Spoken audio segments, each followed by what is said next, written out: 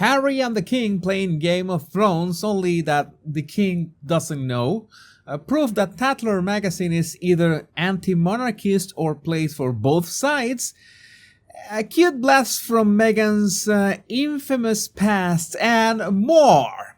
Hello and welcome back, my Royal Rogues. My name is Jesus Enrique Rosas. I'm the Royal Rogue. And tonight, let's start with a meme, which is not exactly a meme. There's not much photo manipulation here, but it's a nice comparison from I.H. Tiender's Prince of Wales versus Duke of Duchess. I think that is perfection. It's like you have a fork in the road long before the Oprah interview, way before that, where this cracks on their relationship, but it's like that fork in the road has progressed to a point that we have two parallel Prince universes. And this is way beyond the Prince that you bought online versus the one that you got.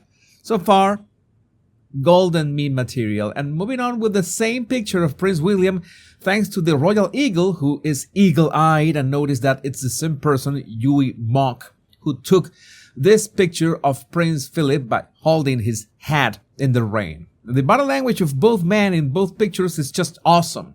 It's solemn, it's elegant, and masculine in their own stages of life. And the British Prince published these images of the Marchioness of Bath.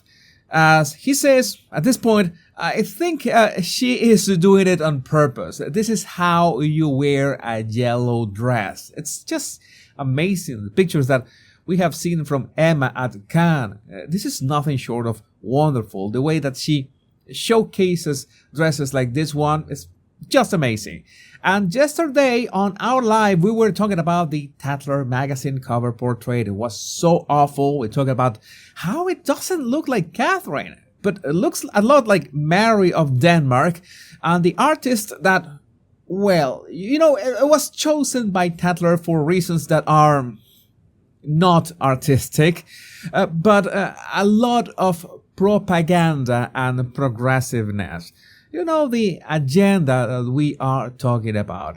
I found it really fun, according to Taz's remark, that personally I think we should commission this artist for the next royal portrait.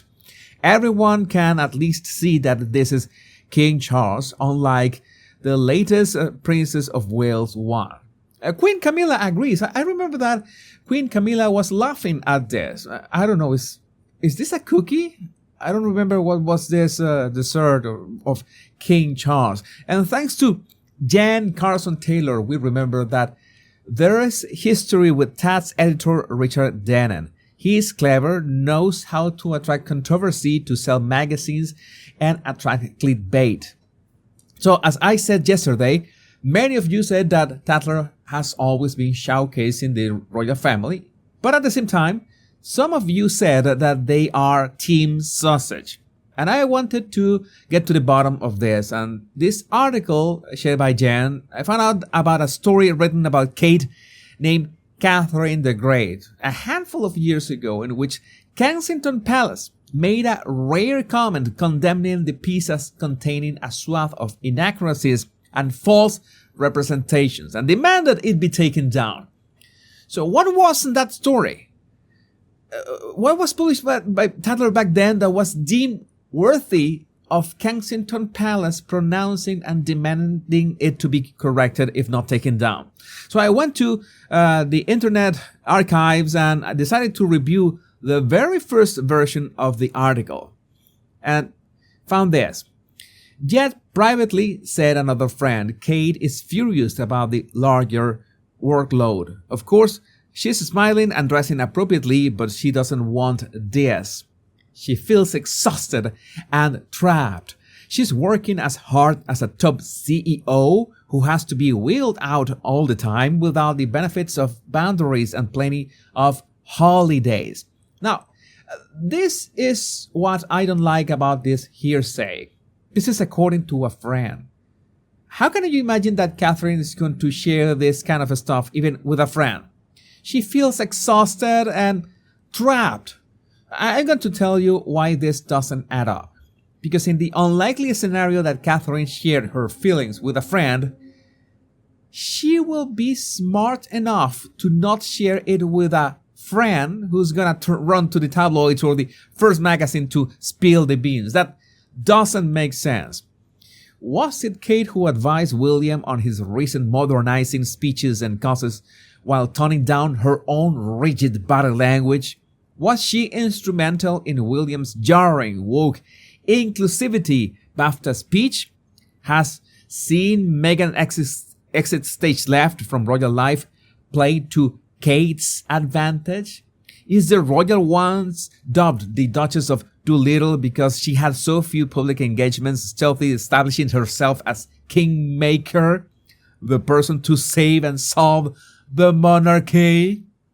So, this was indeed made up. This is the kind of things that I tell you that the article tries to be framed as something great or positive, Catherine the Great. But this is pure gaslighting, asking questions that in one way or another are sniping at Catherine's character with absolutely zero foundation and absolutely zero proof of this. These are all conjectures, and that's why they are written as questions, as you're asking a rhetorical question. That's it. This is an attack. That is how it's done. In many ways, it's difficult to get a true sense of the real Duchess of Cambridge. So determined does she seem to project an aura of bluntness as part of her regal persona. When I broach the subject, I hear the same sentiments from others, from royal insiders to society figures. I just don't know who she is. One member of the young royal set says, I've spent quite a lot of time around Kate and she is impenetrable. There is nothing to like or dislike. So, this is the new way of criticizing that someone is discreet, that someone knows how to behave like a true royal. Oh, she projects an aura of bluntness. And the moment you see sentences like, oh, I've spent quite a lot of time around Kate, no, that never happened. That simply never happened. She says all the right things and more often prefers to be called Catherine. But where is the passion? Maybe this is a defense against appearing like Diana, Princess of Wales, who put the firm's backs up by being over-emotional, volatile, vulnerable, and skitishly complex. But God, she was loved for it. Well, this was not unexpected. It's like you cannot just form an opinion about Catherine and herself, only about Catherine. You need somehow to bring the topic of Diana and say that, oh, she's not as witty or passionate or whatever as Diana. And Diana could have flaws, but she was loved for it. So that implies, what is this implying? This implies that Catherine is either not going to be loved or is not going to matter. Again, what I see in this article is over and over again trying to downplay her role. This is a great clickbait. How the crisis made Kate the kingmaker. That's what the cover says, but while the content of the article said was something completely different. And was hand down one of the worst passive-aggressive attacks that I have seen in some time. Endearingly, following the spirit of Diana, both William and Kate consult psychics. A medium who went to Kensington Palace to channel for them found William to be open-hearted and lovely, and Kate, while scrupulously polite, was more shut down. Well, I think the only one who really goes to mediums is Harry, as per his own words. It's interesting that said psychics and mediums never bothered to tell him the secrets of his lovely wife. And speaking of Harry, you know I sometimes mention Bark Jack on my shows, and here's this tweet that I would like your opinion about. Can confirm, the king is said to be angrier than anyone has ever seen him over Harry and Meghan's disaster, because it looked a little too similar to an official royal tour. The British royal family imagined these two would try to pull a fast one, and that this excursion confirmed their worst fears. So this is one of those moments in which we have a nice dichotomy. Is the king really upset about Harry and Meghan doing their pseudo-royal act? Or is he not concerned with the opinion and the actions of sheep? You know, I am not a king, at least not in the monarchy sense of the word, but I've been frolicking in the harsh plains of the internet to know the ultimate lesson that whatever you do, some people are going to criticize you no matter what. I would like to think that the king has better things to do than to worry about some ex-royals, but what is your take on this? It's like the question if Kensington Royal was asked permission about the Tatler cover, and to my knowledge, when it comes to art, I don't think anyone needs to ask permission, not even if we are talking about such a monstrosity like this. Writing is a bit different, because if you're about to publish a hit piece, you at least reach out to the interested parties to ask for comments. Too bad such emails are sent like 15 minutes before sending publish. But coming back to the art topic, the only reason I could think that Kensington Palace made a formal complaint is that the subject matter of the artwork was offensive. In this case, it's just offensive to a basic appreciation of the beautiful. And even kids can tell the difference, and they just can't lie. So that's why we come up with comparisons like this. Yes, I know, comparisons are unfair most of the time, but Meghan is the one who does this on purpose. And since we are talking about kids, I am not going to give any remarks about body language. But I know that you can feel the energy and the vibes in each scenario. It's not difficult at all by just taking a look at it. And speaking of Meghan, Harry has the best opportunity to kill two birds with one stone, and this comment from one of my Rogie members proves it. Squeaky Chase, I'm telling you, Jesus, Harry is going to pull a Bruce Jenner and write a book named Spare Parts. It will sell millions of copies. The only question is, what name will he or she adopt? Please entertain us, Jesus. Well, maybe I don't really entertain you. Maybe I just channel the article's absurdity in such a way that makes you laugh instead of cry, or cry of laughter. Take a look at this. Prince Harry turned down a meeting with King Charles in London because it did not come with security provision, despite having an offer to stay at a royal residence, as the row over who was avoiding meeting whom deepens. And this reminds me every time in the Marvel Cinematic Universe when General Ross tried to reach out to Tony Stark, and Tony, every single time, made him wait with the call on hold.